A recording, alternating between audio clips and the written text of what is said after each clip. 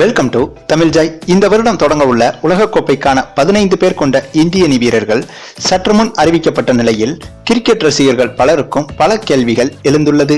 அதிலும் குறிப்பாக இந்த ஸ்குவாடில் அம்பத்தி ராயுடு இடம்பெறவில்லை.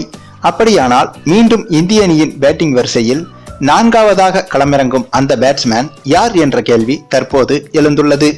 இதற்கு விளக்கமளித்த தேர்வுக்குழு நிர்வாகி MSK பிரசாத் கூறும்போது, கொஞ்ச நாளாக 4வது வரிசைக்கான பேட்ஸ்மேனை தேர்ந்தெடுப்பதற்கு பலருக்கும் வாய்ப்பளித்து பார்த்தோம். ஆனால் அம்பத்தி ராயுடு, KL ராகுல் உள்பட யாருமே சொல்லும்படியாக ஒரு நிலையான ஆட்டத்தை வெளிப்படுத்தவில்லை.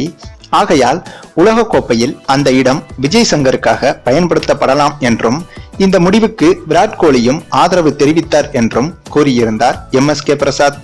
அது மட்டுமில்லாமல் ரிஷப் பண்டும் கூட இந்த ஸ்குவாடில் இடம்பெறவில்லை. இதுவும் இந்திய கிரிக்கெட் ரசிகர்களிடையே பலருக்கும் அதிர்ச்சியாக இருந்தது. அதற்கும் MSK பிரசாத் சார்பில் சொல்லப்படும் காரணம் என்னவென்றால், அணியில் விக்கெட் கீப்பர்கள் நிறைய பேர் இருக்கிறார்கள். தோனி, தினேஷ் கார்த்திக், KL ராகுல் போன்றவர்களை ஒப்பிட்டு பார்த்தால் ரிஷப் பண்டிற்கு அனுபவம் போதாது. அதே சமயத்தில் இந்திய அணியில் தினேஷ் கார்த்திக்கு மாற்று வீரராக களமிறங்கி பிறகு நிலையான இடத்தை தக்க வைத்தவர்தான் தோனி. ஆனால் தோனியை போலவே தினேஷ் கார்த்தியாலும் பிரஷரான சூழ்நிலையை எதிர்கொள்ள முடியும்.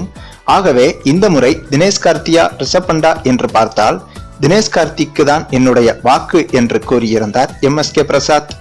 அது மட்டுமில்லாமல் இந்த அணி தேர்வின் போது இந்திய கேப்டன் விராட் கோலியும் அதில் முக்கிய பங்கு வகித்தவர் என்பதால் அவருடைய கருத்தும் MSK பிரசாத்தின் இத்தகைய கருத்தோடு ஒத்து போகாமல் இந்த அணி தேர்வு முடிவுக்கு வந்திருக்காது என்பதும் குறிப்பிடத்தக்கது. ஓகே ஃப்ரெண்ட்ஸ், இப்ப நீங்க சொல்லுங்க, அம்பத்தி ராயுடு மற்றும் ரிஷப் பண்டை தேர்ந்தெடுக்காததை பற்றி நீங்க என்ன நினைக்கிறீங்கன்னு உங்களுடைய கருத்துக்களையும் கமெண்ட்ல தெரிவிங்க.